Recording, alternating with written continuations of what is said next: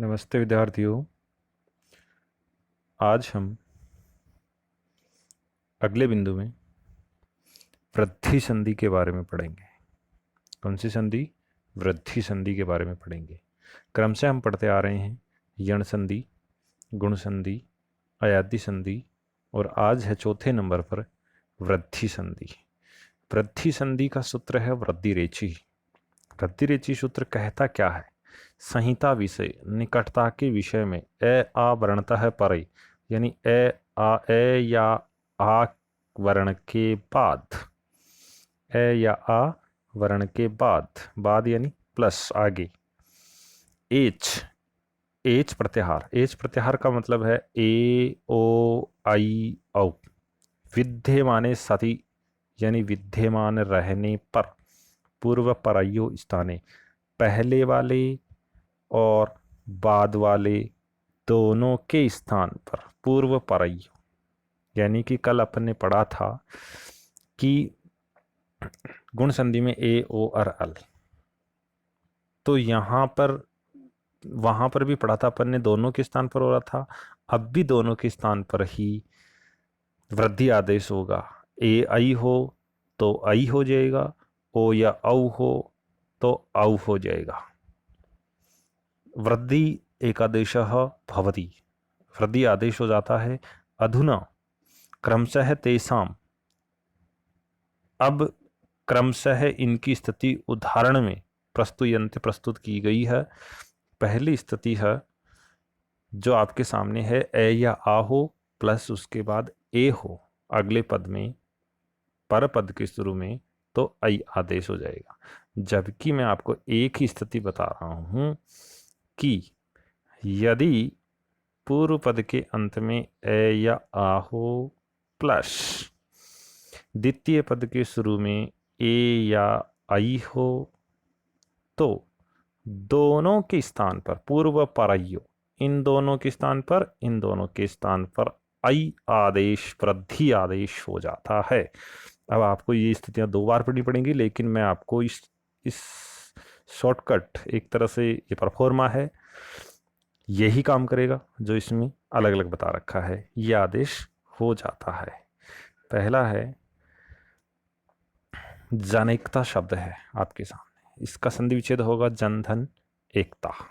यानी जन के अंत में असवर, न में असवर है, एकता का ए है, तो बताइए बच्चों, ए प्लस ए से मिलकर के वृद्धि आदेश क्या होगा? आई वृद्धि आदेश हो जाएगा। तो जय न हलंत था, हलंत में आई स्वर मिलाया, आई की दो मात्राएं, क ता, क्या बना? जनेकता शब्द बन गया। इस तरह से अगले शब्द में हम पढ़ते हैं एक कहा, संधि विच्छेद का है, एक धन है, एक का ए, क का ए, एक का ए, पद द्वितीय पद के शुरू में ए मिला करके आई वृद्धि आदेश हुआ। आई वृद्धि आदेश हुआ तो यहां आप देखिए आई वृद्धि आदेश हुआ, इसलिए ए क में वृद्धि कई और कह एक कह बन गया। अत्रेकमत्यम, यानी अत्र धन एकमत्यम, यहां अत्र में अ है, एकमत्यम का ए है, तो वृद्धि हो गई आई। अब इसी तरह अन्य उदाहरण और देखते हैं हम। राजधन एषः संधि विच्छेद दे रखा है, तो राजेश है बना, यानी राज का ए, एश का ए, तो राजेश है बना। इसी तरह बालेशा, बालाधन ऐशा, बालधन ऐशा नहीं होगा, बाला धन ऐशा। क्यों? ऐसा स्त्रीलिंगवाची है, इसलिए बाला हुआ। यह लड़की, अगर यह ऐसे हो बालेसह, तो यहां पर बालधन ऐसा ऐसा है हो जाता, लेकिन यहां पर ऐशा अंत में है, तो ऐसा स्त्रीलिंगवाची है, इसलिए बाल नहीं होगा, संधि विच्छेद क्या होगा?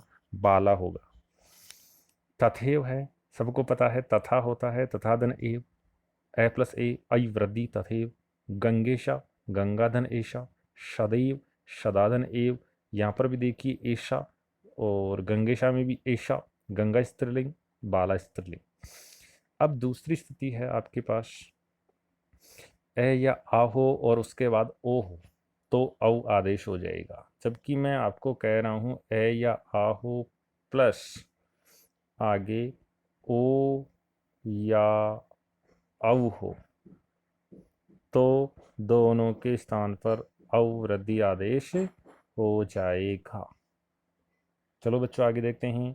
यहाँ पर है औ, वनौस्ति, वन धन औस्ति, वन धन औस्ति।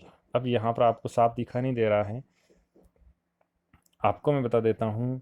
वन वन धन औस्ति, वन धन औस्ति। अब ये औस्ति शब्द है ना, इस औस्ति शब्द में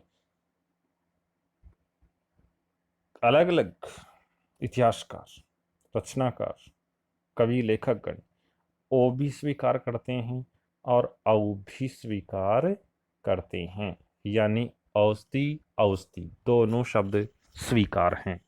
लेकिन आपके पास सामने पुस्तक में औस्ति है, तो आप देखिए वन का ए, न का ए, औस्ति का ओ, वृद्धि क्या हुई औ, तो बताइए शब्द क्या बना, वनौस्ति।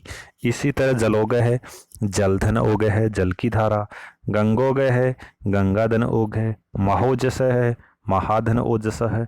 बिंबौष्टि, बिंबधन औष्ठी। तो ए प्लस ओ बराबर अवृद्धि आदेश हो रहा है।